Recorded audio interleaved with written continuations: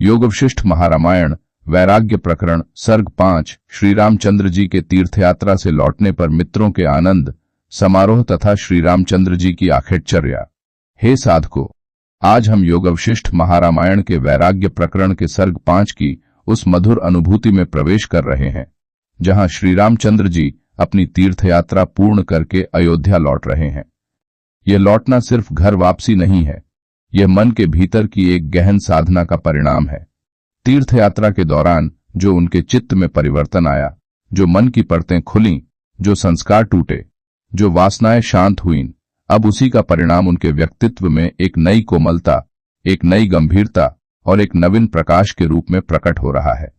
जब कोई साधक यात्रा से लौटता है तो उसके पैरों की थकान तो उतर जाती है, पर मन में जो अनुभवों का अमृत भरा होता है वह उसे भीतर बदल देता है। ठीक ऐसा ही श्रीराम के साथ हुआ। वे लौटे हैं, पर जैसे कोई साधारण राजकुमार नहीं, बल्कि जैसे कोई गहन ध्यान से उठा हुआ आत्मज्ञानी, जैसे किसी पर्वत की चोटी पर ध्यान करके लौटा हुआ शांत तपस्वी। उनका चलना, उनका व्यवहार, उनकी दृष्टि, उनकी वाणी, सब में एक अलग ही दिव्यता झलक रही है। अयोध्या के लोग प्रतीक्षा में खड़े हैं। सबने सुना है कि राजकुमार राम तीर्थयात्रा से लौट रहे हैं। नगर के द्वार पर, गलियों में, राजमहल के सामने, हर स्थान पर उत्सुकता की लहर है। पर यह उत्सुकता केवल उनके दर्शन की नहीं है, यह उस आभा को देखने की है जो राम लेकर आ रहे हैं। तीर्थयात्रा शरीर को नहीं, बल्कि आत्मा को पवित्र करती है, और जिसकी आत्मा पवित्र होती है उसके चेहरे पर एक अद्भुत तेज, एक अनोखी कोमलता और एक गहरी स्थिरता दिखाई देती है। जब किसी साधक का मन बाहरी यात्राओं से लौटकर भीतर की ओर मुड़ने लगता है, तब संपूर्ण जीवन एक नई अनुभूति से भर उठता है। श्री रामचंद्र जी की दीर्घ तीर्थयात्रा से लौटने का प्रसंग केवल एक लौकिक यात्रा का अंत नहीं है, ये एक गहरी आध्यात्मिक अवस्था का आरंभ भी है। जब वे अयोध्या लौटते हैं तब नगर का वातावरण उल्लास से भर उठता है। मित्रों और सखाओं का समूह उन्हें देखकर ऐसे प्रसन्न होता है जैसे कोई खोया हुआ उजाला फिर घर के आंगन में उतर आया हो। पुराने मित्र उन्हें गले लगाते हैं, उनकी यात्रा के अनुभव पूछते हैं और उनके मुखमंडल पर एक अद्भुत शांति को देखकर स्वयं भी विस्मित हो जाते हैं।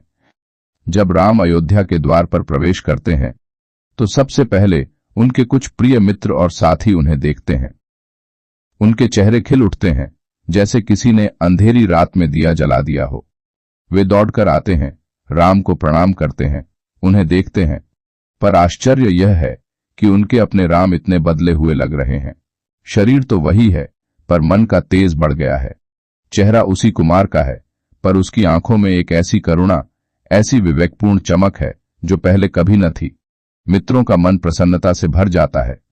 वे राम को घेरे हुए खड़े हैं। कोई उनके चरण दबा रहा है, कोई उनके कंधे पर हाथ रखकर हाल पूछ रहा है, कोई कह रहा है, हे राम, इतने दिन बाद आपके दर्शन हुए हैं। हम सब आपका इंतजार कर रहे थे। आप कैसे हैं? आपकी यात्रा कैसी रही? पर राम बहुत शांत है, न अधिक बोलते हैं, न अधिक मुस्कुराते हैं। उनकी मुस्कान अब भीतर की है, बाहरी नहीं। उनका मौन साधारण मौन नहीं, वह एक गहन साधना का मौन है जो शब्दों की अपेक्षा कहीं गहरा होता है। मित्रों ने देखा कि राम के शरीर में कुछ क्षीणता है। तीर्थयात्रा का परिश्रम, अधिक चलना, कम भोजन, सतत मनन और ध्यान, इन सब का प्रभाव उनके शरीर पर स्पष्ट है। पर मित्रों को यह क्षीणता दुख नहीं देती, बल्कि उन्हें लगता है कि यह क्षीणता भी सौभाग्य है, क्योंकि यह उस साधना का चिन्ह है जो राम ने यात्रा में अनुभव की। रामचंद्र जी अपने मित्रों से सरलता से मिलते हैं, किंतु उनके भीतर की गंभीरता किसी को भी अज्ञात नहीं रहती। वे सबके साथ बैठते हैं, वात्सल्य से हालचाल पूछते हैं, हंसी मजाक भी चलता है, नगर में उत्सव का वातावरण है। परंतु उसी बीच राम के मित्र यह अनुभव करते हैं कि राम में कुछ परिवर्तित हुआ है। उनका शरीर पूर्णतः स्वस्थ, सुंदर और तेजस्वी है, पर मन की गहराइयों में एक अग्नि सी बुझी हुई भी प्रतीत होती है। उनके नेत्रों में करुणा है, पर साथ ही एक स्थिर वैराग्य का रंग भी है। जब रामचंद्र जी महल के आंगन में चलते हैं, लोगों की नजरें उन पर पड़ते ही प्रसन्न हो उठती हैं। वे सोचते हैं कि तीर्थयात्रा ने उन्हें और भी तेजस्वी बना दिया है। कोई उनके सौंदर्य की प्रशंसा करता है, कोई उनके शौर्य का वर्णन करता है, कोई कहता है कि राम जिस मार्ग से आते हैं वह मार्ग पवित्र हो जाता है। पर वे सब यह नहीं समझ पाते कि यह तेज केवल शरीर का नहीं है, यह उस आंतरिक आग का तेज है जो सत्य की खोज में लगी हुई है। राम मुस्कुराते हैं, पर वह मुस्कान भीतर के वैराग्य को छिपा नहीं पाती। वे किसी से कटुता नहीं करते, किसी बात से असंतोष नहीं दिखाते, पर उनका मन संसार के सुखों से छूटने लगा है। मित्र उनसे पूछते हैं कि क्या यात्रा थकाऊ थी, तो वे मुस्कुराकर कहते हैं कि शरीर की नहीं, मन की यात्रा अधिक थकाने वाली होती है। किसी को बात समझ नहीं आती, सब इसे केवल एक सामान्य उत्तर मानकर आगे बढ़ जाते हैं। राजमहल में उनकी वापसी मानो किसी पर्व के समान मनाई जाती है। संगीत, वाद्य, पुष्प और उत्सव सब कुछ है, परंतु राम की आत्मा धीरे धीरे संसार की हलचल से दूर हटकर किसी और दिशा में चलने लगी है, जिसे अभी कोई समझ नहीं पा रहा। उनके मित्र उनसे आखेटचर्या अर्थात शिकार पर चलने की बात करते हैं, क्योंकि राजकुमारों के लिए यह सामान्य और आवश्यक अभ्यास था।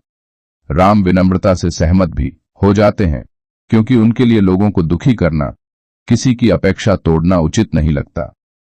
परंतु भीतर से वे पहले जैसे नहीं रहे।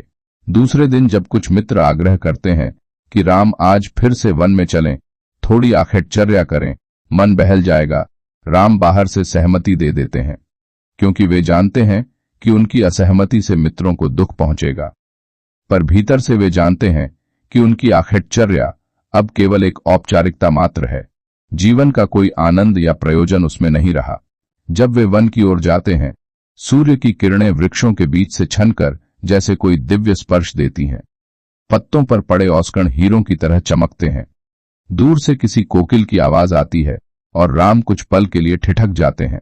उनके भीतर कोई तरंग उठती है, यह संसार कितना सुंदर है, पर इसकी सुंदरता कितनी अस्थिर है। यही अस्थिरता मनुष्य को बांध कर रखती है, और यही अस्थिरता उसके हर संतोष को तोड़ देती है।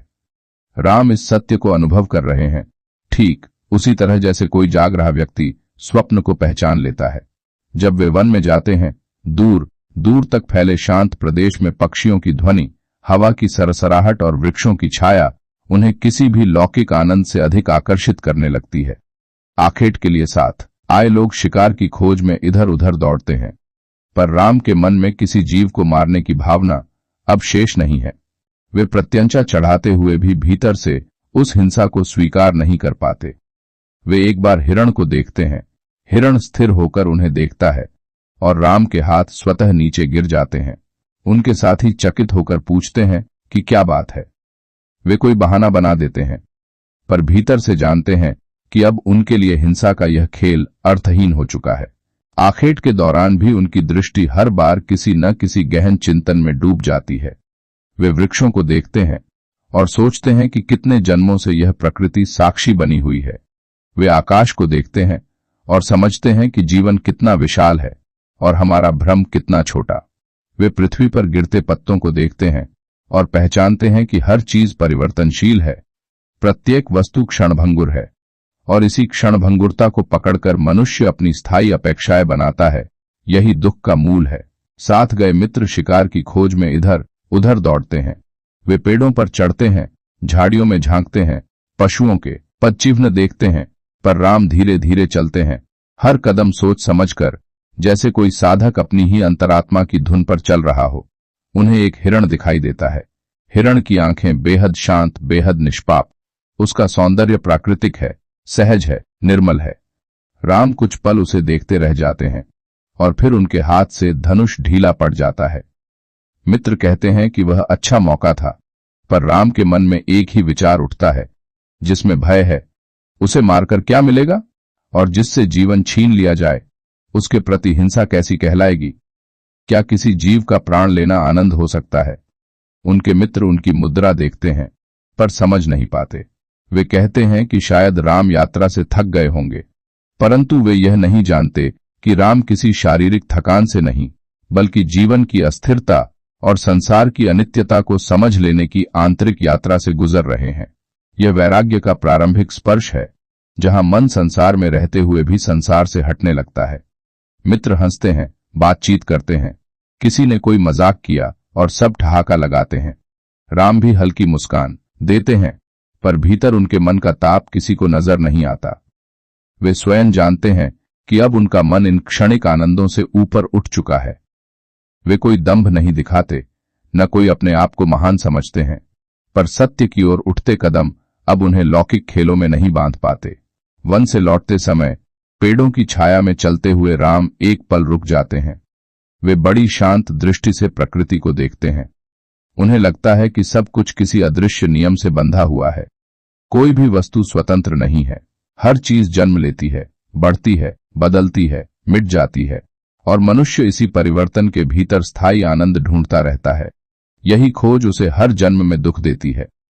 तीर्थ यात्रा से लौटे हुए राम के साथ जो उत्सव हुआ वह केवल बाहरी था। भीतर वे एक ऐसे रास्ते पर चल पड़े थे जहां कोई भी उत्सव उनकी जिज्ञासा को शांत नहीं कर सकता था। आखेट की यात्रा ने उन्हें यह दिखा दिया कि जीवों को मारकर मिलने वाला आनंद झूठा है। मित्रों के साथ उत्सव ने उन्हें दिखाया कि हंसी भी क्षणिक है। राजसी सम्मान ने उन्हें दिखाया कि लोक की प्रशंसा भी अस्थिर है। हर अनुभव उन्हें एक ही दिशा में धकेल रहा था, जीवन के वास्तविक उद्देश्य की ओर। अयोध्या लौटकर जब वे महल में प्रवेश करते हैं तो सब उनका स्वागत करते हैं।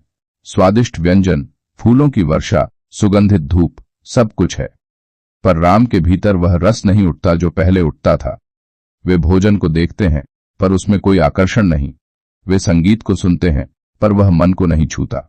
वे वस्त्रों और आभूषणों की चमक को देखते हैं पर उसमें कोई सौंदर्य नहीं दिखाई देता। यह तभी होता है जब मन किसी और गहरे सत्य को पहचानने लगता है। राजमहल लौटकर राम अपनी दिनचर्या निभाते हैं, लोगों से मिलते हैं, विनम्रता से व्यवहार करते हैं, पर अंतर्मन में प्रश्नों की आंधी चल रही होती है। वे बार बार सोचते हैं कि यह संसार कैसा है, इसकी कौन सी बात स्थिर है, क्या वास्तव में इन सब गतिविधियों का कोई स्थायी अर्थ भी है। मित्रों की हंसी अच्छी लगती है, पर भीतर एक गहरी खामोशी हिलोरें लेती रहती है। आयोजन सुंदर लगता है, पर मन किसी अदृश्य सत्य की खोज में घूमता रहता है। शरीर स्वस्थ है, पर आत्मा प्रश्नों से भरी है।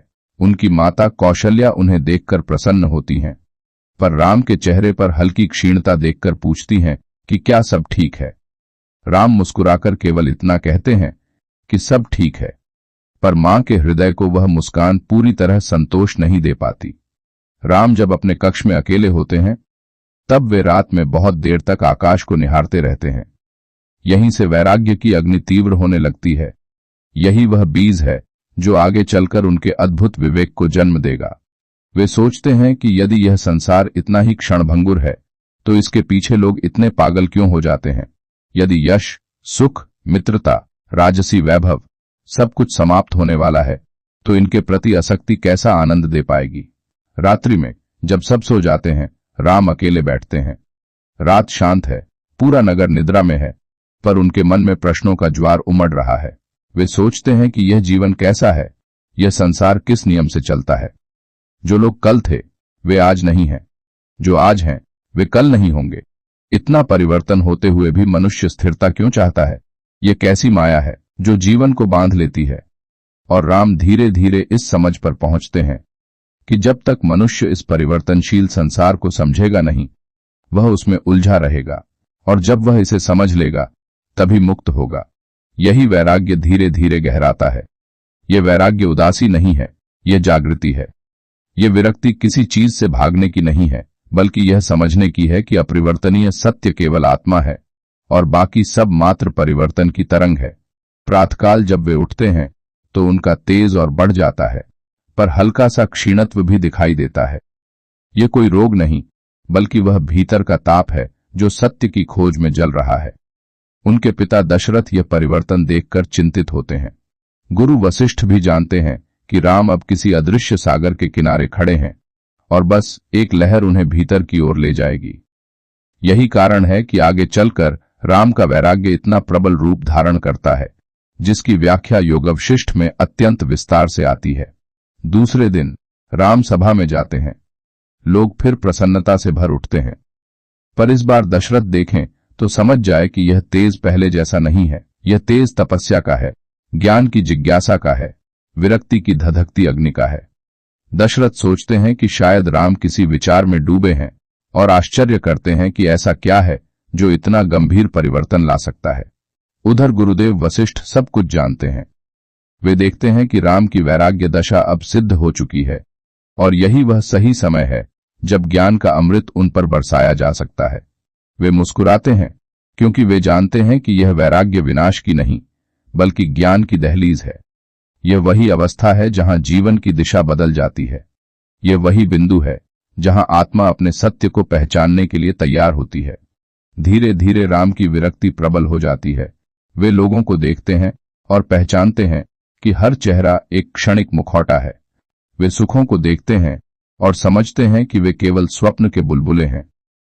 वे अपने भीतर उठते प्रश्नों को रोक नहीं पाते और यही प्रश्न आगे चलकर उनके वैराग्य प्रवचन का कारण बनते हैं। धीरे धीरे यह वैराग्य परिपक्व होता है और अंततः वे एक दिन पिता से कह देते हैं कि उनके मन में संसार के प्रति पूर्ण निराशा उत्पन्न हो चुकी है और अब वे जीवन के सत्य को जानना चाहते हैं। यही वह आधारभूमि है जहां से गुरु वशिष्ठ का अद्भुत उपदेश आरंभ होता है, जो संसार के सभी भ्रमों को मिटाकर आत्मज्ञान की ओर ले जाता है। इस प्रकार रामचंद्र जी की तीर्थयात्रा से लौटकर मित्रों के साथ आनंद समारोह में भागीदारी, उनकी आखेटचर्या और भीतर छिपी वैराग्य की ज्वाला, ये सब मिलकर एक ऐसे आध्यात्मिक साधक की यात्रा को दर्शाते हैं जो बाहरी सुखों में होते हुए भी उनके शून्यत्व को समझ चुका है। यही वह क्षण है जहां संसार का आनंद फीका पड़ जाता है और सत्य की खोज सबसे ऊंचा लक्ष्य बन जाती है। समापन में यही समझ लेना चाहिए कि राम की यह अवस्था किसी उदासी की नहीं बल्कि जागरण की है। यह वह चरण है जहां मनुष्य जीवन के अनित्य स्वरूप को देखकर भीतर के स्थायी आत्मस्वरूप की खोज में निकल पड़ता है और यही यात्रा अंततः उसे मोक्ष, शांति और आत्मज्ञान की शिखर अवस्था तक पहुंचाती है। हरि ओम तत्सत। हरि ओम। हरि ओम।